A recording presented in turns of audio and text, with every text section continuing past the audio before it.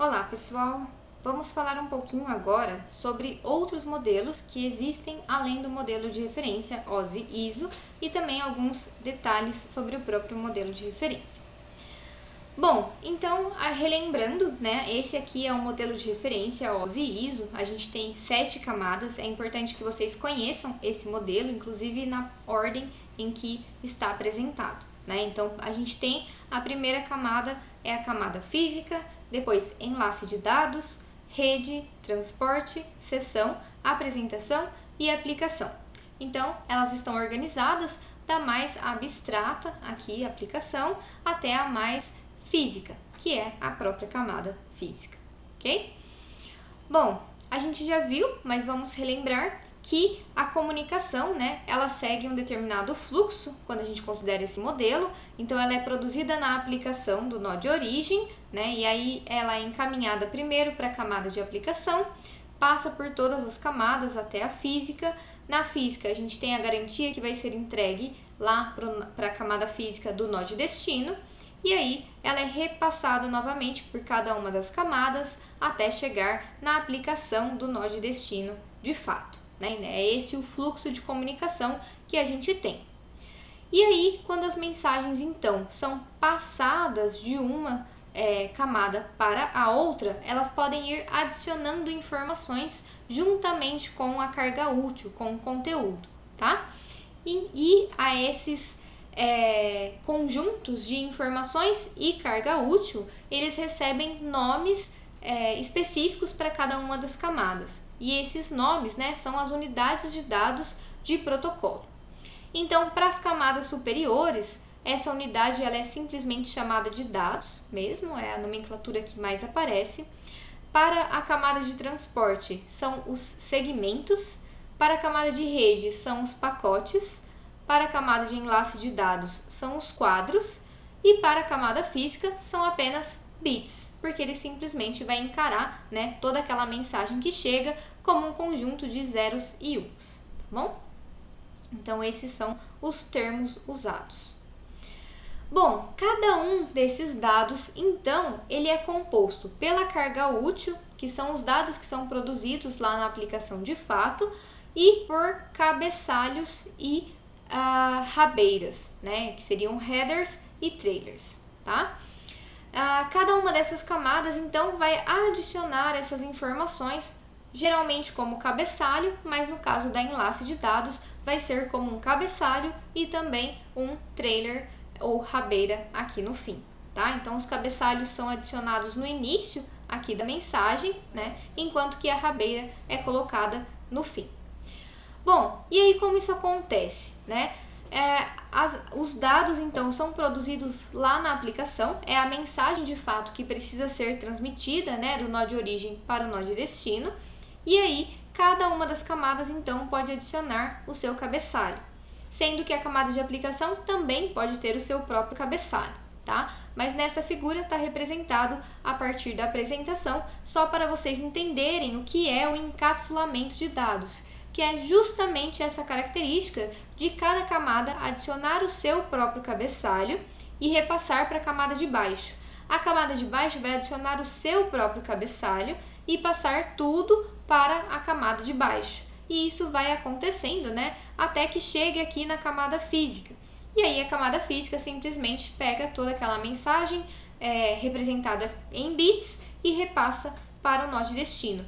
E quando chega no nó de destino, ele vai fazer o processo contrário. Então, vejam, aqui a gente teve o encapsulamento dos dados, né? E aqui no destino é feito o contrário.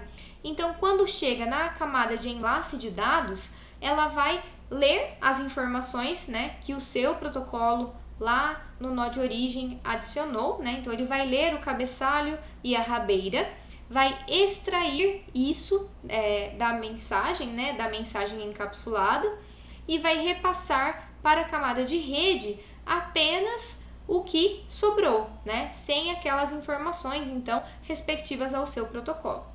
E aí, vai também fazer, né, a sua função ali com essas informações, tá? Aí a camada de rede vai fazer a mesma coisa, vai ler o seu cabeçalho, retirá-lo, fazer as suas funções e repassar para a camada de transporte, que vai ler o seu cabeçalho, retirar e repassar para a próxima camada, assim por diante, até chegar lá no destino apenas os dados, né? Apenas aquela carga útil original, tá bom? Então, a esse processo todo de adicionar essas informações, geralmente no formato de cabeçalhos, é dado o nome de encapsulamento de dados. E é assim que os protocolos conseguem fazer suas funções, porque ele tem esse conhecimento dessas informações que são enviadas juntamente com a mensagem. Bom, e aqui já fica claro pra gente uma desvantagem da gente ter esse modelo em camadas, né? De ter muitas camadas principalmente, porque cada camada vai adicionar lá o seu cabeçalho. E isso ocupa aí, então, um espaço da mensagem, né? Então, juntamente com a mensagem mesmo que foi enviada, vão várias outras informações dos protocolos. E aí, isso também vai, então, ocupar aqui, né, o meu meio de transmissão, quando eu tiver que converter isso e transmitir, tá bom? Então, ocupa parte da infraestrutura e também o fato de cada uma das camadas fazer um processamento com os seus dados, isso também gera um overhead. Então, a gente tem um overhead da próprio tamanho da mensagem, né, que é acrescido aqui, e temos também um overhead de processamento. Então, é um tempo a mais que vai ser usado só pelo fato de encaminhar, né, essa mensagem aí para cada uma das camadas, ok? Então, são duas características que a gente tem aí como desvantagens do modelo de referência devido à quantidade de camadas, tá bom?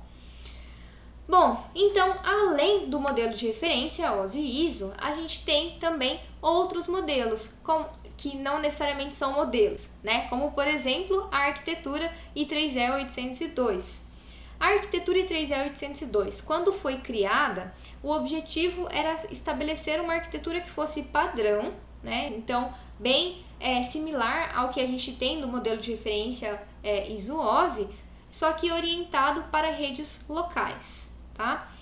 E o que seria essa arquitetura padrão? Então, era realmente definir os padrões, definir qual as tecnologias, né, e como que elas deveriam funcionar. Essa era a principal motivação por trás. E os padrões, sim, eles vão ter todos os detalhes que são necessários para a implementação, tá? Então, os padrões vão conter todo um detalhamento.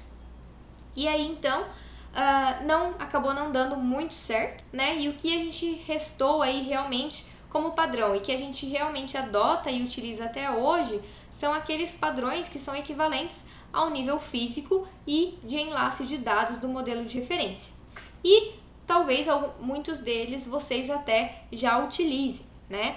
Por exemplo, o I3E 802.3, que define a Ethernet, que é o que a gente tem, né, para a rede local cabeado. Então, até hoje a gente utiliza esse padrão.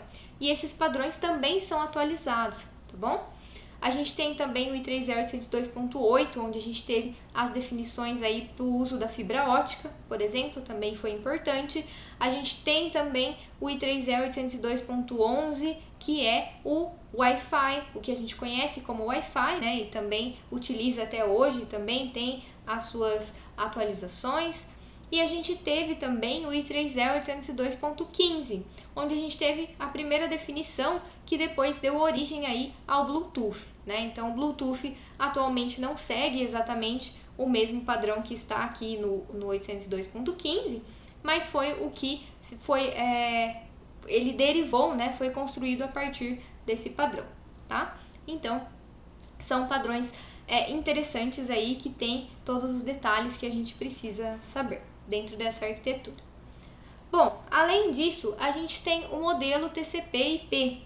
Então, ele foi originado lá como um projeto DARPA, né, que foi o que a gente considera a origem da internet de fato, com a criação de dois protocolos principais, que é o TCP, um protocolo da camada de transporte, e o IP, que é um protocolo da camada de rede, tá? Então, esses dois protocolos são a base principal aí desse modelo, né? Justamente porque ele se mostrou com muitas vantagens para prover aí a interconexão e a coexistência de redes, sejam elas LANs, MANs e WANs heterogêneas. Então, mesmo que elas tivessem equipamentos diferentes, meios de transmissão diferentes, eles iriam conseguir se comunicar com sucesso, graças às características que vieram desses dois protocolos, tá bom? Bom, então o modelo em si, então, ele veio da adoção desses dois protocolos, ele é baseado também no modelo de referência ISO-OSI, a gente vai ver um paralelo dos dois, tá? Só que ele não é um modelo que é um órgão de padronização, não, ele é um padrão de mercado para interconectividade. Então, é o mais próximo que a gente tem de fato implementado atualmente, é algo muito similar ao que é definido pelo modelo TCP/IP. Então, aqui a gente tem um paralelo dos dois, né? Então, o modelo de referência ISO-OSI e o modelo TCP/IP. Nesse modelo, as camadas superiores, aplicação, apresentação e sessão, todas essas funções, elas são providas por uma única camada aqui no TCP/IP, que é a camada de aplicação, porque eles são muito próximos das funções que realmente estão aí muito ligadas à aplicação, tá? Então, geralmente a gente não tem muito claro essas definições aqui entre apresentação e sessão. A camada de transporte, ela tem a mesma função que a camada de transporte do modelo de referência. Já a camada de rede, ela recebe o nome de internet no TCP/IP, né? Principalmente porque se baseia no Internet Protocol, que é o próprio IP, tá? E a camada de acesso à rede aqui, ela seria equivalente a enlace de dados e física de forma conjunta, tá? E geralmente o que a gente tem sendo usado aqui nesse modelo é os padrões I3E 802, que se encaixariam aqui para prover o acesso à rede. Beleza?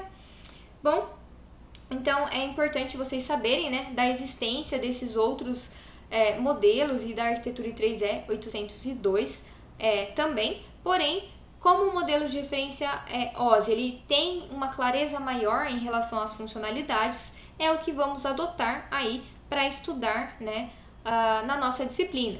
Porém, a gente vai, em alguns momentos, sim, também lembrar aqui do modelo TCP/IP e da arquitetura I3E 802. Apenas para deixar mais claro para vocês como esse modelo de fato funciona, né, e como ele também é muito próximo de tudo que a gente vai estudar no modelo de referência OSI e ISO, eu deixei aqui um exemplo, né, de como funciona. É um exemplo bem simplificado, né, de como funcionariam aí o encapsulamento de dados também, mas já ajuda vocês a terem uma ideia. Bom, então a ideia é que a gente tem uma aplicação que é um chat, e nesse chat a gente tem dois usuários conversando, a Maria, né, que vai ser aqui a nossa origem, que vai enviar uma mensagem para o destino, que é o João, né, e a mensagem é simplesmente olá. Bom, então a nossa aplicação, aí a gente está definindo, né, que na nossa aplicação a forma como ela identifica a origem e o destino é simplesmente pelo nome dos usuários. Então, a mensagem ela vai de Maria, né? Esse é o endereçamento aqui usado, e ela vai para o João, né? E esse é o destino, então, identificado aqui pela aplicação. E o conteúdo, né? O que de fato, a mensagem que a gente quer transmitir de fato é simplesmente o olá, tá? Então, esse modelo é simplificado porque aqui a gente poderia ter um cabeçalho com muitas outras informações, né? Na verdade, a gente em geral tem muitas outras informações, mas aqui a gente vai usar apenas os endereços, tá bom? Então, essa mensagem aqui construída na aplicação, ela vai ser encaminhada para a camada de baixo, para a camada de transporte.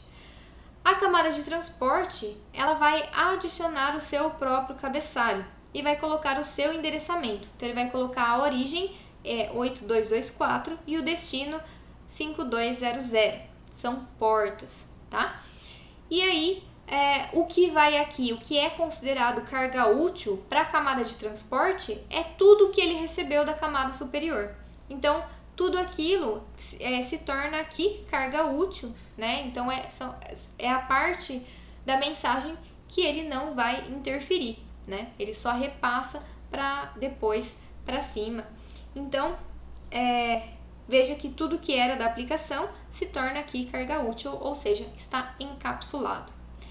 Depois, tudo isso é passado para a internet. E aqui na internet, ele vai então fazer o mesmo processo e adicionar os seus endereços. Então aqui, provavelmente vocês já, talvez alguns conheçam, a gente tem endereços IPs, né? Então são colocados aqui o endereço IP de origem, o endereço IP de destino, e tudo que veio lá de cima está encapsulado como carga útil e aí é repassado para acesso à rede, e o acesso à rede vai fazer a mesma coisa, vai colocar o seu cabeçalho com o seu endereçamento na origem e no destino e vai encaminhar, né, essa mensagem agora juntamente com o que está encapsulado aqui, né, é transformado em um sinal e enviado pelo meio de transmissão para que chegue até o João, ok?